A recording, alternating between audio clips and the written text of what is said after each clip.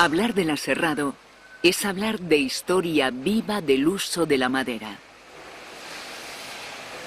Esta industria hunde sus raíces en los propios inicios de la historia humana. Las técnicas de aserrado, tan rudimentarias como efectivas, han contribuido a que el hombre pudiera transformar la madera en rollo en piezas de sección cuadrada o rectangular para múltiples usos. Junto a la piedra, la madera fue el material que primero utilizó el hombre. Se tiene constancia de que las primeras sierras, construidas a base de pequeños trozos de piedra clavadas a un trozo de madera, se fabricaron en torno al año 9000 a.C.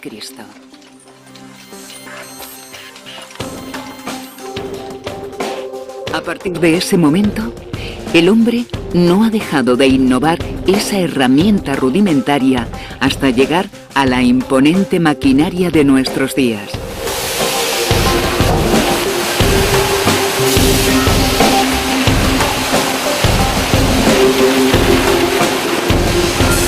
Y es que la madera y por supuesto la sierra han sido elementos básicos en la evolución humana.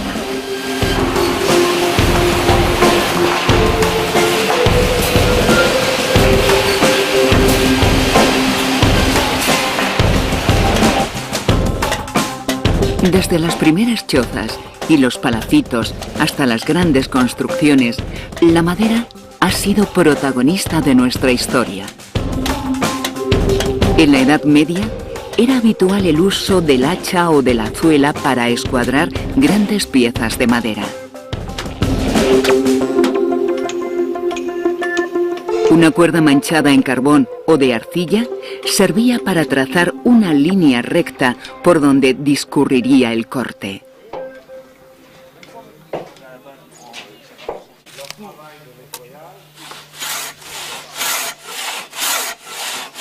La sierra de dos manos se convirtió en el método alternativo para la obtención de piezas mejor escuadradas.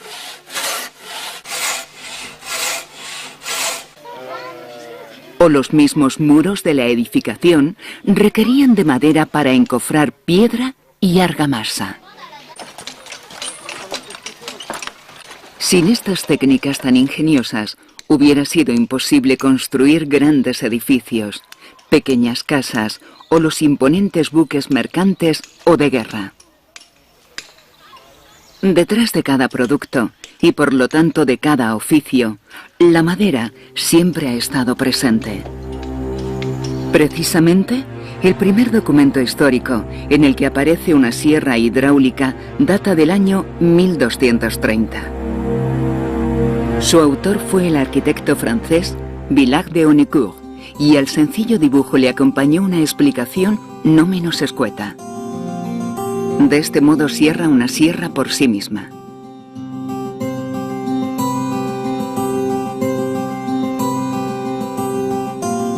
La gran cantidad de madera que se consumió en esta época se obtuvo gracias a los aserraderos hidráulicos. La ciencia respondió a la necesidad de obtener más madera con mayor celeridad desarrollando nuevas tecnologías. Incluso Leonardo da Vinci proyectó una sierra alternativa hidráulica que recibió el nombre de sierra veneciana.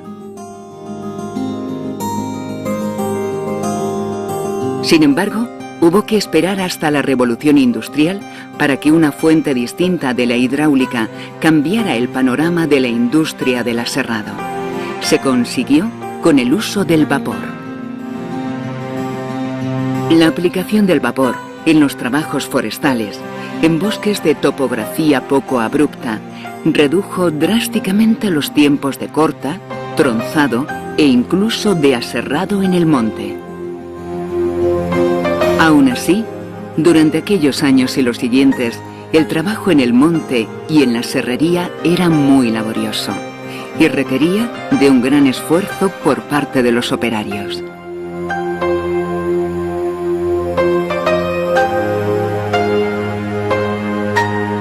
En España, después de la Guerra Civil, el trazado del ferrocarril demandó grandes cantidades de traviesas que se obtenían en el propio monte para rentabilizar los tiempos de ejecución.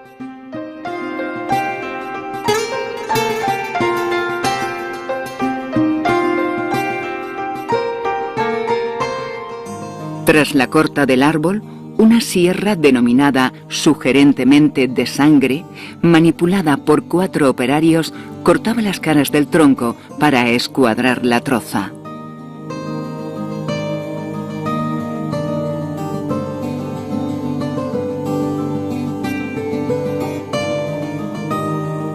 Desde las entrañas del monte, con pequeños burros, se bajaban hasta el cargadero, o se hacían deslizar por laboriosas lanzaderas que sorteaban barrancos hasta alcanzar el río que hacía de carretera.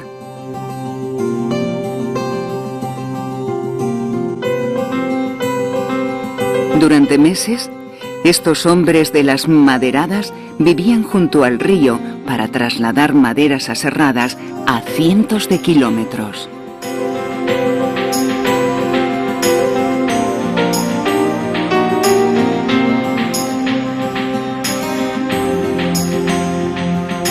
Hombres rudos, de cucharada y paso atrás, que sin saberlo se estaban convirtiendo en los protagonistas de la historia del aserrado en España.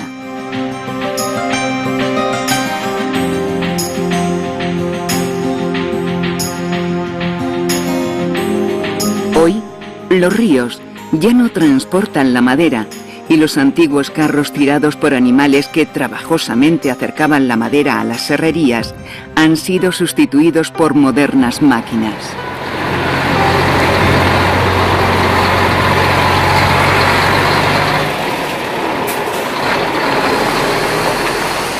Tras su llegada al aserradero, la madera espera a ser procesada. Es apilada y ordenada cuidadosamente. De su clasificación dependerá en gran medida el rendimiento del aserradero. Las trozas se ordenan en grupos por diámetros y calidades, con el fin de facilitar la tarea de aprovisionamiento de la serrería. El tiempo de estancia de la madera en el parque es variable, dependiendo del ritmo de aprovisionamiento y de las necesidades de la producción, entre otros factores. Cuando este tiempo es amplio, es necesario tomar precauciones para que la acción del ataque de hongos sea la menor posible. Para evitar estos fenómenos se emplean pulverizaciones o incluso inmersiones prolongadas en diferentes productos. La longitud de las piezas debe ser adaptada a los requerimientos de la maquinaria de la fábrica y a las dimensiones finales de la madera aserrada. Para ello, se tronzan a la longitud correcta antes de entrar en la línea de aserrado.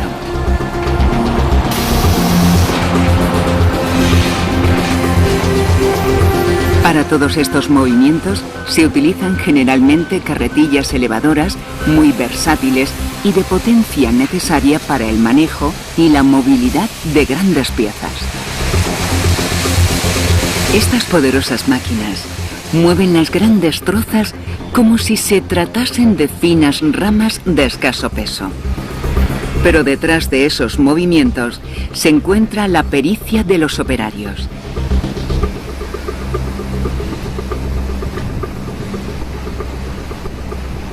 El primer paso de preparación de la madera es el descortezado. Habitualmente se realiza en el aserradero, aunque también es posible realizarlo en la propia plantación. En cualquier caso, se realiza para evitar los daños sobre las sierras que pueden producir elementos extraños presentes en las cortezas, como arena o piedras.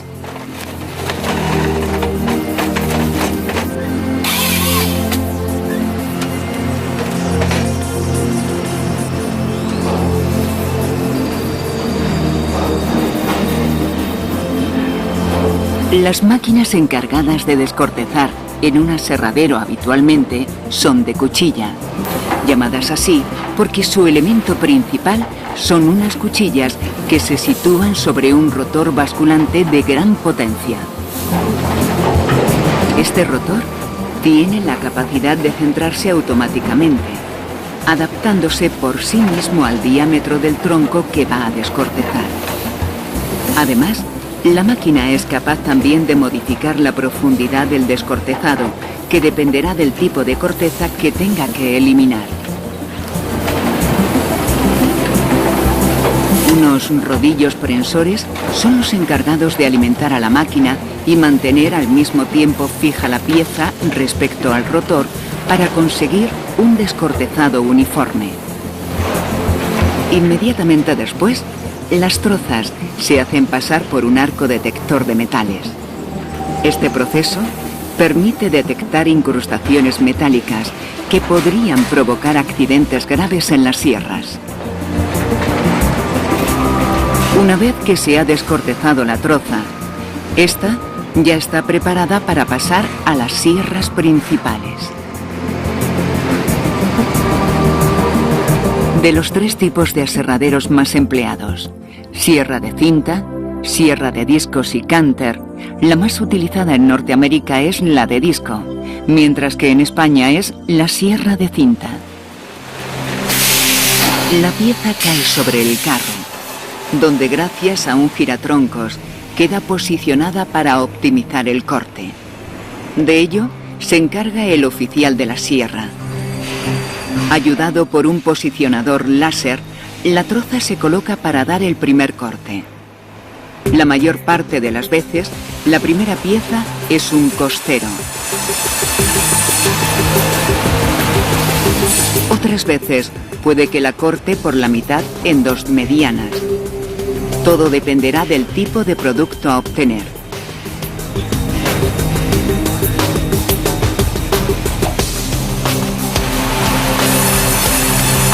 Tras el primer corte, comienza la danza en el carro. Sierra, carro y troza forman un armonioso baile de idas y venidas, en cada una de las cuales se obtiene una tabla o tablón.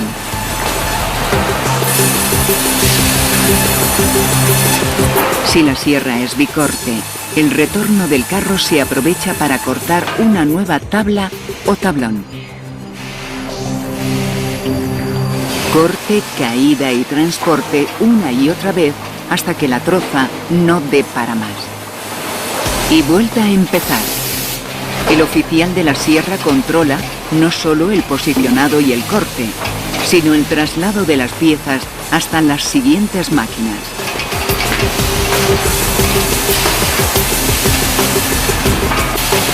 En la desdobladora, los costeros y otras piezas son desdobladas en gruesos menores, optimizando al máximo la madera de cada troza. Las piezas obtenidas en la sierra de carro y en la desdobladora pasan a la canteadora. Esta máquina se encarga de cortar las piezas en toda su longitud, eliminando los campos curvos.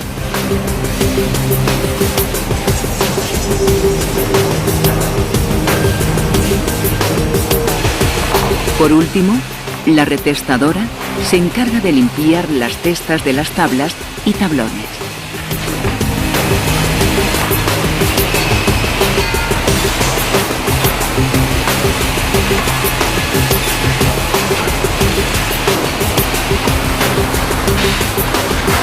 Las tablas y tablones tienen que pasar un último